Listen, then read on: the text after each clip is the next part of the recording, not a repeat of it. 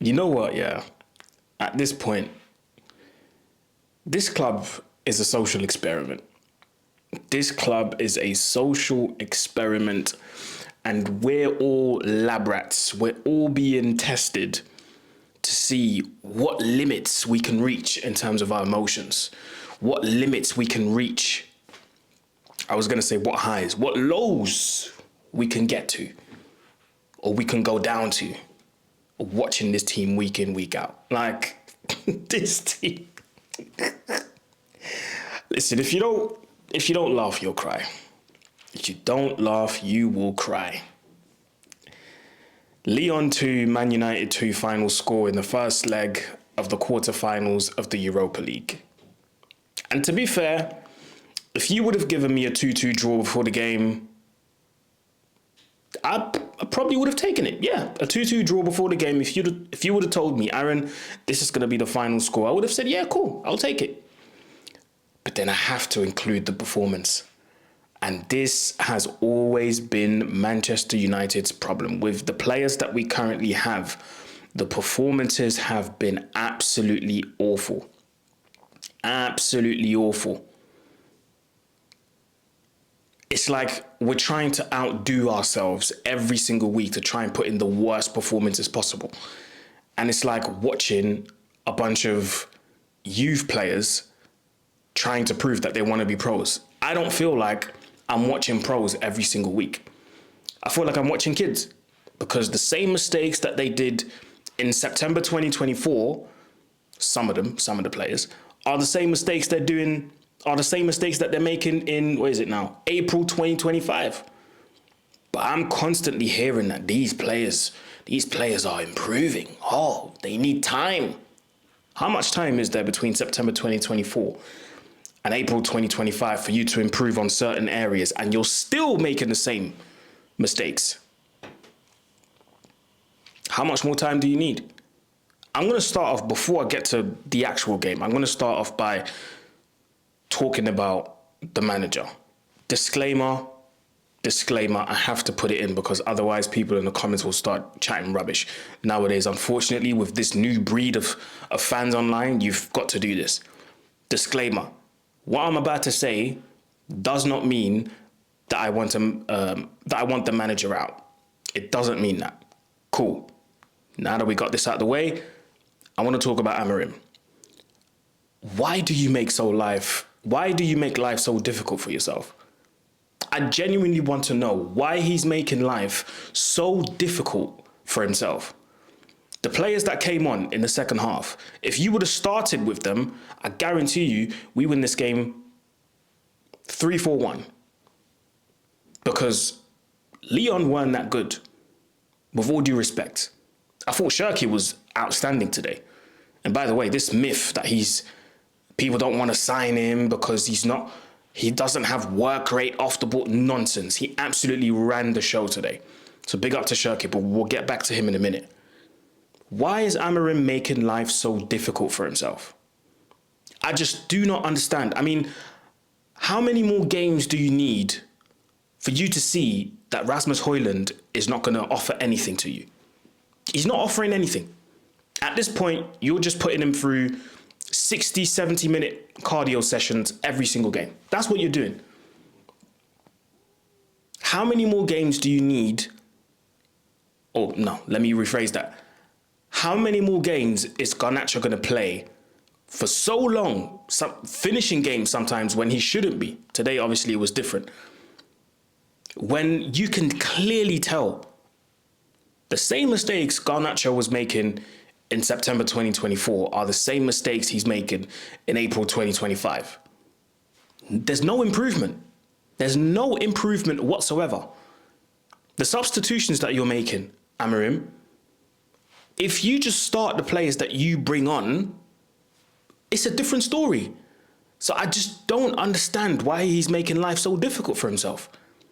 Why put us through this misery of watching these players with no quality, adding nothing to the game, when you can just take them off and then you bring on players and then they make the difference? So it's not a surprise. It's really not rocket science. I get that he has a system and I get that he wants to stick with that system. But come on, stop making life so difficult for yourself. Stop it. Because clearly the subs that you're making always turn out to be, or more often than not, turn out to be the one that work out. So why not start them? Why do you keep persisting with starting some of these players? And you know what the maddest thing is? He'll probably start them again next week. That's the maddest thing, bro. I just do not understand why Amarim's making life so difficult for himself. I don't get it. I literally don't. And you can come out in press conferences and interviews and tell us that this player is improving and this player is improving. Well, clearly not, because they're making the same mistakes. Onto the game. I actually thought we were all right. United were all right. Lyon was all right. And it's, bro, what hurts me the most is that we spent all this week, watching Champions League football. We watched quality football. And now we have to watch this. This is what we have to, as United fans, this is what we have to look forward to every single week. After watching scintillating football, Barcelona, Arsenal, this is the type of football that we want to see. Inter Milan, Bayern Munich. And then we have to watch Man United on a Thursday night, put in these type of performances.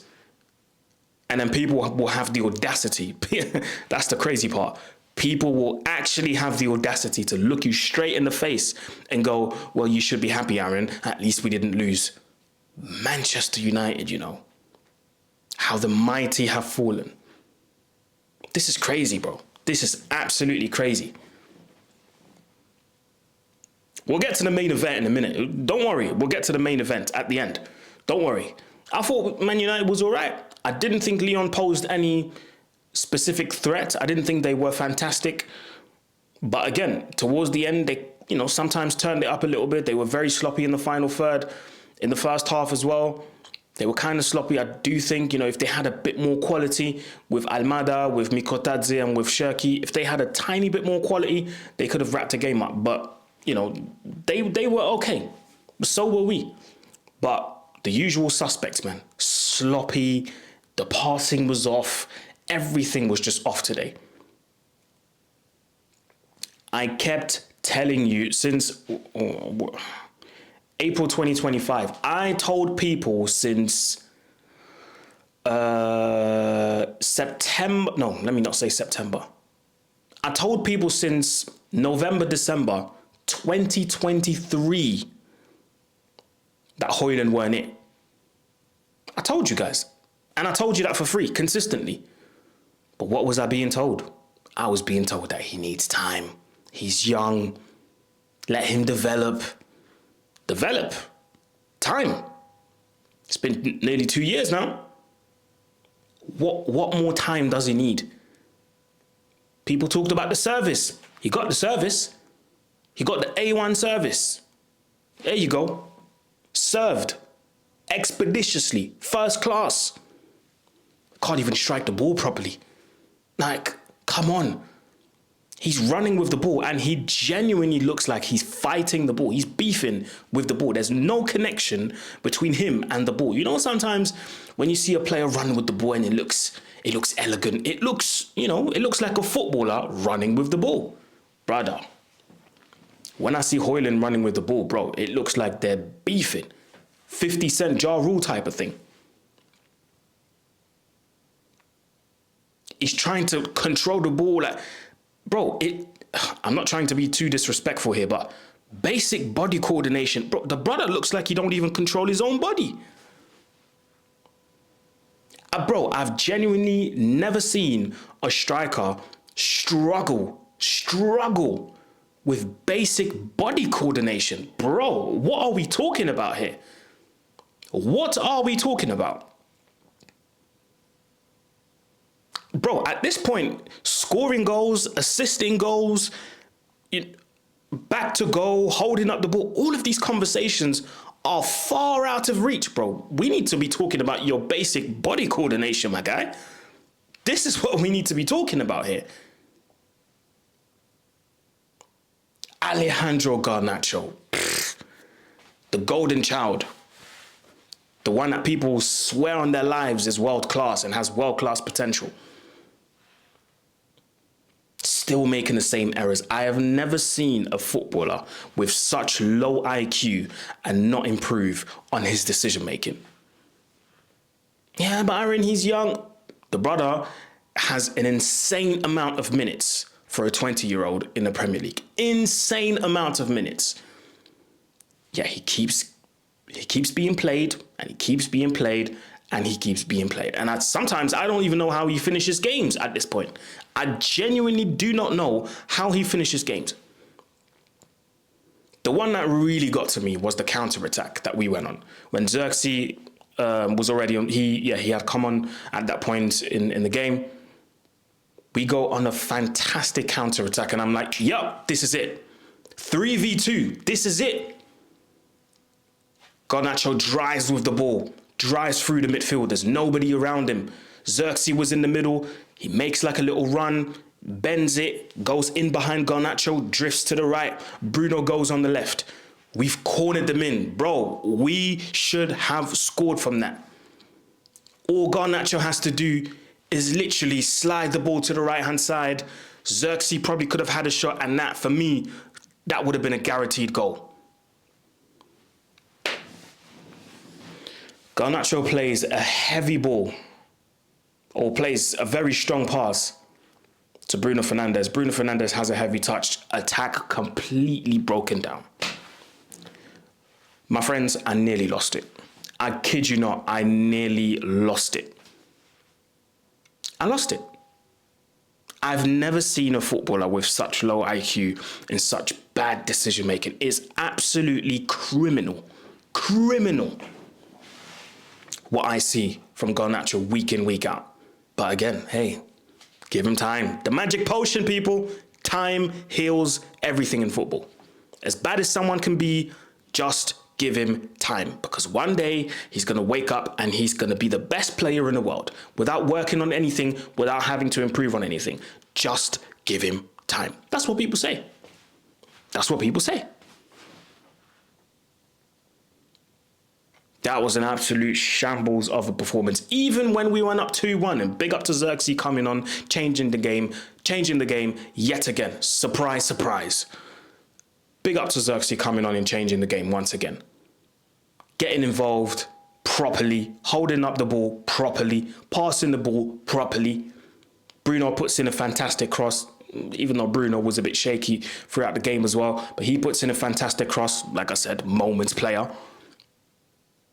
Xerxes at the end of it, Xerxes bags, it's 2-1. But even with that, I was like, I don't know. I don't know. Because the defense was solid. Speaking of the defense, big up Lenny Yoro. Lenny Yoro, since he's come back from his injury, looks absolutely fantastic. Driving with the ball, his passing, his tackling, getting stuck in. The goal as well, the awareness to kind of glance on the ball almost. He knew he didn't have to put much power behind it. He just had to re-guide it into the back of the net. What a way to get your first goal for the club. Big up Lenny Yoro, man. That was a really, really solid performance. Among many, many dead performances and average performances, he was probably the best out of the whole bunch. But back to what I said. Even at 2-1, after Xerxes scored, I was like, I don't know. We need to try and get a third one, because with this team, you never know. You never know. Lo and behold, Mr. Andre Onana had other plans. Now, let me tell you something. From the moment he opened his mouth to talk all of that nonsense in the press conference, yeah, creating an unnecessary back and forth with Nemanja Matic. From the moment he opened his mouth to say all of the things that he said, I knew it. I knew those things were coming. The first goal, absolutely pathetic. Pathetic. Second goal, do not get me started on that one. How many times have I sat here and told you guys that Onana needs to stop parrying shots back into the path of players of the opposition? Fair enough. If you want to parry it away from the goal. And I'm not even a goalkeeping expert. When I was playing, I was never a goalkeeper. But I know one thing. Don't put the ball back in the danger zone. He's always parrying shots back in the path of players, you know. Always. This is the guy I received DMs for when the back and forth with Matic was happening. And I tweeted, Matic is right. People came into my DMs, you know, sending me the RANT gif. You know the one, the little video, the RANT one, where he's like, stay on their side, stay over there, stay on their side. Those were the DMs I was getting because I wasn't siding with Onana. Oh, look at these guys siding with a 40-year-old Matic. Look at these guys. What are these United supporters? Fake United supporters. Well, look at your goalkeeper. Look at your goalkeeper. Single-handedly cost us the game today. First goal because of him. Second goal because of him. And bro, you know what the funniest thing is? This is where I say it again. You have to laugh, otherwise you'll cry. This guy said what he said in the press conferences, online, making bare noise, posting pics where he's laughing and putting in under the official United account. And I don't know if that's true, but from what I've seen, under the official United account, in the comments, something along the lines of, we're going to shut this P word up. I'm not going to say the word because obviously YouTube guidelines and whatnot, but we're going to shut this up. And I'm like, this guy really thinks he's him. And then, bro, the funniest thing happens. This is how you know this brother's delusional, bruv. You know, sometimes before a game starts, yeah, players will come out onto the pitch and just walk around, you know, have a feeling of the pitch, walk around, just stand there, talk a little bit, and then go back into the dressing room. This brother walks onto the pitch here in the Groupama Stadium in Lyon, walks towards the Lyon fans, pretending to check out the goal. Man's touching the post, man's touching the crossbar, then he's touching the other post, like he's the assistant referee checking the net and them thing there. And I'm like, and he's smiling, you know, and meanwhile the Lyon fans are going at him. They're giving it all the... And man's just there smiling. And I'm like, what is this guy doing? Like, what are you doing, Andre?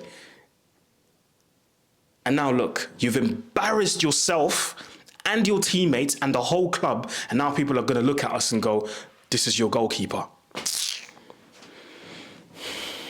But hey, stay on that side, apparently. Stay on that side. Stay on that side. People want to side with 40-year-old Matic. Stay on that side. Yeah, okay, cool.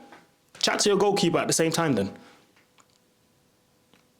Bro, like I said, this club is a social experiment. Bro, get them out. And I'm usually not the type of guy to say this, but now I've had enough. Onana, Højlund, Garnacho, please, summer, please come quick. Please be there tomorrow so that we can start doing business and get these guys out. Get these guys out. You know what? The only thing I'm looking forward to is next week at Old Trafford. I've got my ticket already. And I'm going to watch Cherki live. I'm going to watch him cook in real life so I can say I've watched Cherki. That's the only thing I'm looking forward to. I'll be real, people. I'm not even lying. I'm not lying. That's the only thing I'm looking forward to, is to watch Cherki cook in real life so I can see that with my own eyes. And Lord knows what can happen next week at Old Trafford. Because at this point, Old Trafford ain't even a fortress where we can say, you know what, we still got a return leg at home with our fans. We're going to, you know, make the atmosphere a bit electric. We're going to push the team and they're going to win. I can't even say that. Anyway, I've talked enough. Let me know what you think in the comment section below. Like, share, comment, subscribe, people. It's road to 16K. the Q&A video is coming tomorrow, so you lot will have that for probably like 7, 8 p.m. But yeah, man, listen, this has been an absolute embarrassing performance. Yeah, if you made it till the end of this video, go in the comment section and type in Onana sabotage. I don't care at this point. Onana sabotage, because that's what he did. Bro, I'm tired of this guy, man. Tired of this guy. Anyway, like, share, comment, subscribe, people, and I'm out. Peace.